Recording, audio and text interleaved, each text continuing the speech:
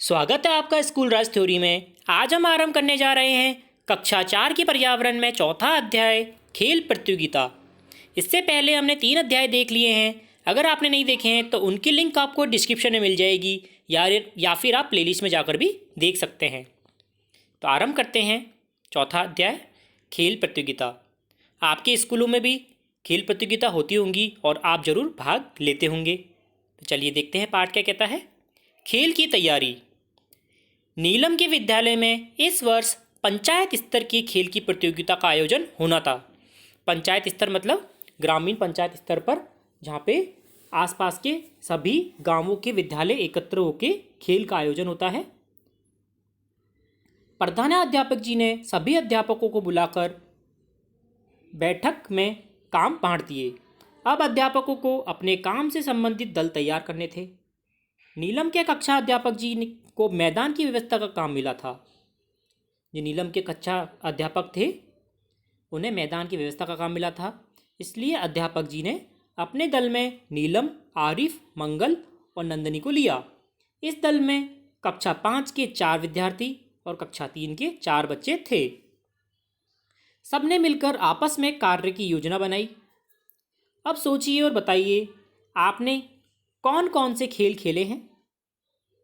जैसे कि मैंने क्रिकेट खेला है, खो खो खेला है, कबड्डी खेली है, बैडमिंटन खेला है, क्रिकेट खेला है, चेस खेला है। इसी प्रकार आप भी बताइए आपने कौन कौन से खेल खेले हैं। किस किस खेल के लिए निश्चित नाप के मैदान होने चाहिए। जैसे क्रिकेट का मैदान निश्चित होता है, बैडमिंटन का निश्चित होता है, कबड्डी का निश्चित होता है, फुटबॉल का निश्चित होता है, टेनिस का निश्चित होता है। इसी प्रकार आप भी बता सकते हैं और कौन कौन से निश्चित मैदान होते हैं। आपके स्कूल में कौन कौन से खेलों के मैदान हैं आपको बताना है। जैसे मेरे स्कूल में badminton, cricket, football, chess, table tennis आदि के मैदान हैं। आप भी बताइए आपके स्कूल में कौन कौन से हैं। किस खेल का मैदान सबसे बड़ा होता है। फुटबॉल, क्रिकेट का मैदान सबसे बड़ा होता है। चित्र 4.1 में हम खो खो खेलते हुए बच्चों को देख रहे हैं। ये बच्चे खो खो खेल रहे हैं। यह भी कीजिए, अपने विद्यालय की पुस्तकालय से खेल नियमों की पुस्तक लाकर किसी की मदद से खो खो खेल के नियम अपनी कॉपी में लिखिए और सबको सुनाइए। आप अपनी जो आपके क्रीड़ा के जो शिक्षक हैं, पीटीआई हैं, उनसे आप खो खो खेल के नियम अपनी कॉपी में लिखेंगे पूछकर और उन्हें सबको सुनाएंगे भी। पता कीजिए और लिखिए खो खो खेल में कितने खिलाड़ी होते हैं।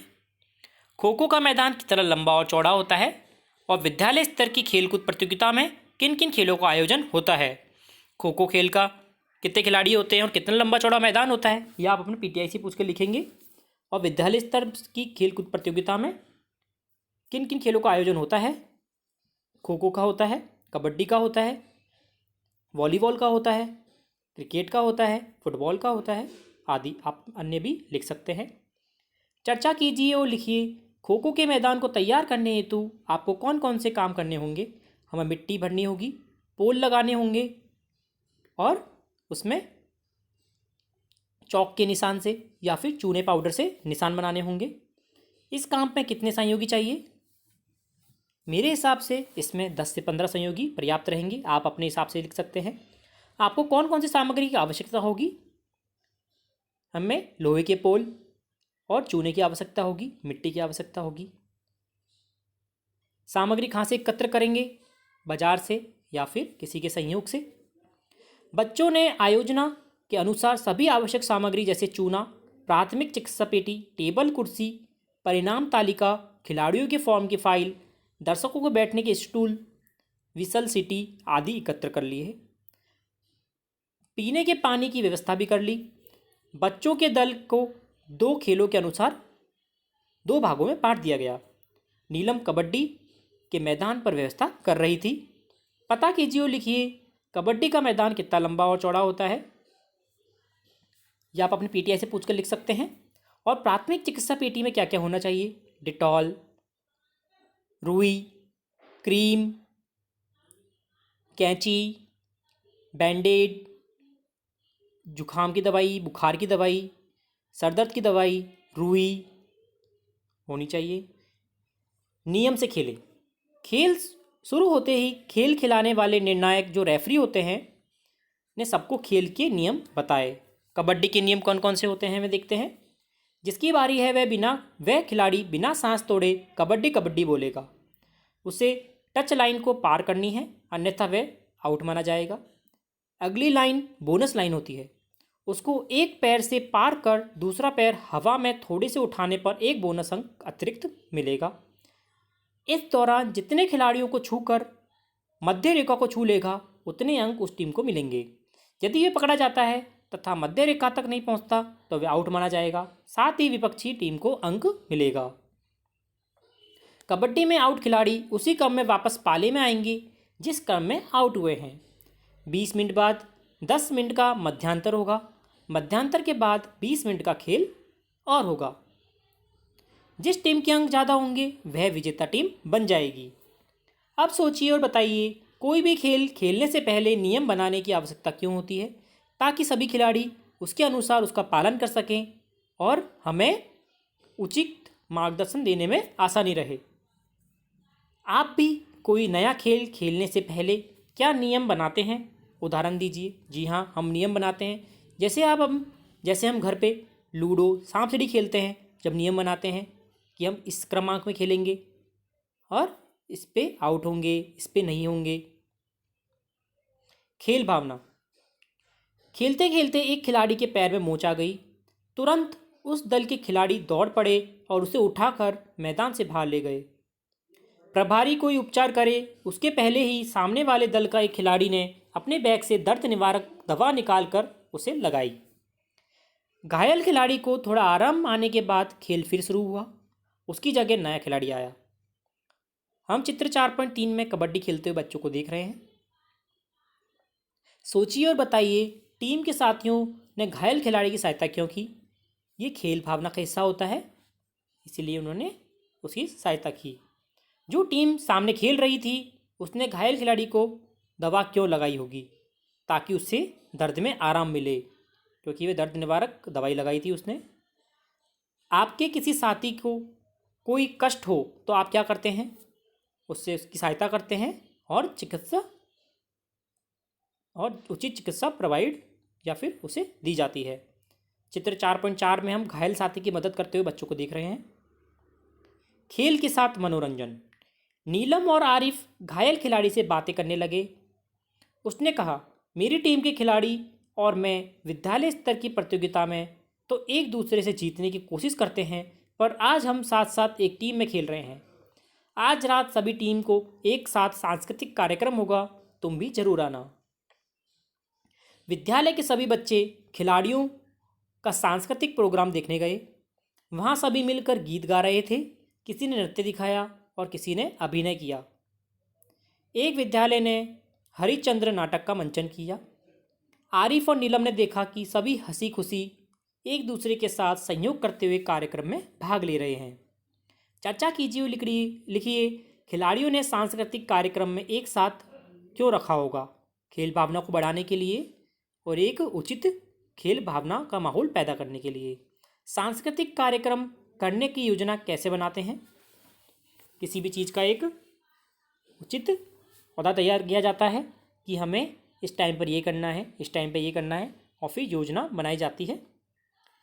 इसमें कौन कौन सी पूर्व तैयारी करते हैं? हमें कौन सा नाटक करना है, कौन सा अभिनय करना है, उसके बारे में पढ़ते हैं और उसे अभ्यास में लाते हैं ताकि हम उसे कर सकें। सोचिए और लिखिए, आपने कभी किसी सांस्कृतिक कार्यक्रम में भाग लिया है? बताइए कहाँ। आपने अपने स्कूल में सांस्कृतिक कार्यक्रम में भाग लिया होगा, 26 जनवरी, 15 अगस्त को।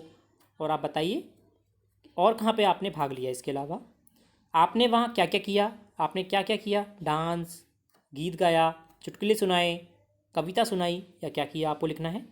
खेल के साथ सीखना। नीलम और आरिफ कबड्डी में घायल खिलाड़ी के कमरे में गए। कमरे में पंक्ति से सभी के बिस्तर लगे हुए थे। पानी से भरी एक मटकी रखी थी जिस पर डंडी वाला एक लोटा रखा था। सबके खाने के बर्तन एक साथ रखे हैं। आरिफ ने पूछा कि खाना कौन बनाता है? घायल खिलाड़ी ने बताया कि हम सभी मिलकर बनाते हैं। आरिफ को बहुत अच्छा लगा। घायल खिलाड़ी ने यह भी बताया कि हमारे गुरुजी के साथ मिलकर हम सब कमरे की सफाई, खाना बनाना, पानी लाना, खाना परोसना, सामान व्यवस्थित करना आदि कार्य बिना किसी भेदभाव के करते हैं। सोचिए और लिखिए, आरिफ को बहुत अच्छा क्यों लगा? आरिफ को बहुत अच्छा इसलिए लगा क्योंकि वहाँ बिना किसी भेदभाव के सारे काम व्यवस्थित ढंग से करते थे और सभी मिलकर कार्य करते थे। आप यदि किसी खेल प्रतियोगिता में जाएंगे तो आप कौन कौन से काम करेंगे? हम वह सभी काम करेंगे जिसमें सभी का संयोग हो, जैसे कमरे की सफाई, खाना बनाना, पानी लाना, खाना परोसना, सामान व्यवस्थित करना आदि। चर्चा कीजिए कि एक खेल टीम में जाने से पहले कौन कौन सी सामग्री आप अपने साथ ले जाएंगे। खेल टीम में जाने से पहले जूते, कपड़े, तौलिया, पानी की बोतल, फर्स्ट एड किट जिसमें एक दर्द निवारक दवाइयाँ होनी ज़रूरी है जो केवल आपके काम की हो। जैसे कपड़े वगैरह हैं, ये सारे अपने काम में आते हैं। जो सबके काम में आती हो, जैसे दवाइयाँ। हमने सीखा, खेल अच्छे स्वास्थ्य के लिए आवश्यक है। हर खेल के अपने नियम होते हैं। खेलों के आयोजन के लिए पूर्व तैयारी की आवश्यकता होती है। इसके लिए योजना बनानी पड़ती है। खेल खेलने से हम स्वस्थ रहते हैं और खेलों से सहयोग, नेतृत्व, भाईचारा आदि गुणों का विकास होता है। जाना समझा। अब बताइए, खेल प्रतियोगिता की तैयारी हेतु शिक्षक और बच्चों ने मिलकर क्या क्या तैयारी की? उन्होंने एक टीम बनाई, अलग अलग दल बनाए और अपने काम को व्यवस्थित ढंग से अलग अलग बांट दिया ताकि वे व्यवस्थित ढंग से आगे तैयारियां होती रहे। खेल प्रतियोगिता से बच्चों को क्या क्या लाभ होता है? निम्नलिखित बिंदुओं पर बताइए। खेल कुशलता, हम देखते हैं खेल को तो हमें इससे कुछ सीखने को मिलता है। स्वास्थ्य, खेल खेलने से स्वास्थ्य सही रहता है। संयोग, सभी मिलकर कार्य करते हैं तो संयोग की भावना बढ़ती है, भाईचारा बढ़ता है। सांस्कृतिक कार्यक्रम हेतु ज्ञान, सभी बच्चे इकट्ठे होते हैं तो सांस्कृतिक कार्यक्रम होते हैं, उससे कुछ सांस्कृतिक ज्ञान हमें मिलता है। खेल देखने वालों को क्या लाभ होता है? मनोरंजन होता है, वह खेल भावना सीखने को मिलती है और नए नए खेल सीखने को मिलते हैं। सद्भावी कार्य कुशल बनाते हैं और बढ़ाते सबसे मेल, चुस्ती सुस्ती लाते और स्वस्थ बनाते खेल। आशा करता हूँ आपको समझ में आया होगा। अगर आपने चैनल को सब्सक्राइब नहीं किया है तो चैनल को सब्सक्राइब जरूर करिए, तभी इसी प्रकार हम पढ़ते रहें। धन्यवाद।